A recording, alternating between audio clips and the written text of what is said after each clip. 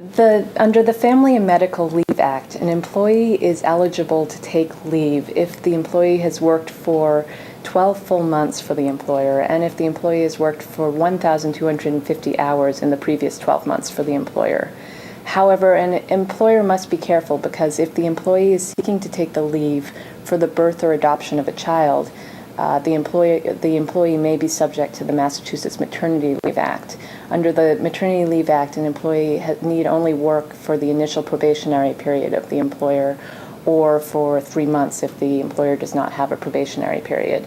In addition, the Maternity Leave Act applies to employers of just 6 or more employees, and the Family and Medical Leave Act applies to employers that have 50 or more employees. Under the Family and Medical Leave Act, an employee may take leave for a number of reasons. The employee may take leave for the birth or care of a newborn child, or for the adoption of a child. The employee may take leave for their own serious medical condition. The employee may also take leave for the serious medical condition of a parent, a child, or a spouse. And under recent amendments to the Family and Medical Leave Act, the employee may take leave for reasons related to a military involvement by a spouse, child, or parent. Under the recent amendments, there are 2 types of leave related to military activity. There is the active duty leave, which is when an employee's spouse, child, or parent has received a call to duty, and qualifying exigencies arise from that call to duty. A qualifying exigency is basically any activity that an employee may need to do as a result of the call to duty, such as a legal or financial appointment, a medical appointment, a school or child care related appointment.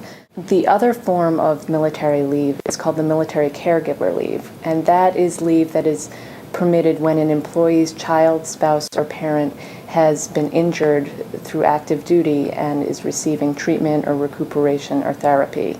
Recently, this type of leave was expanded so that it covers a situation where an employee's spouse, child, or parent had an underlying injury that became exacerbated in service. And this is leave that is actually granted for 26 full weeks to the employee, whereas the other leave that I just described only applies for 12 full weeks for the employee. The employee must be reinstated to the same position that they occupied before they took the leave. If the employer cannot put the employee in the same position, it must be in an equivalent position. An equivalent position is basically a position that has the same pay, title, benefits, and terms and conditions that the previous position had. There are a couple exceptions.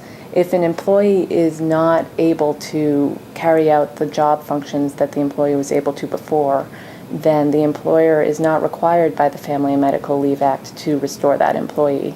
However, the employer should be very careful, because if an employee is unable to return to their position because of a medical condition, the employer will need to be mindful of the disability laws that apply to the situation.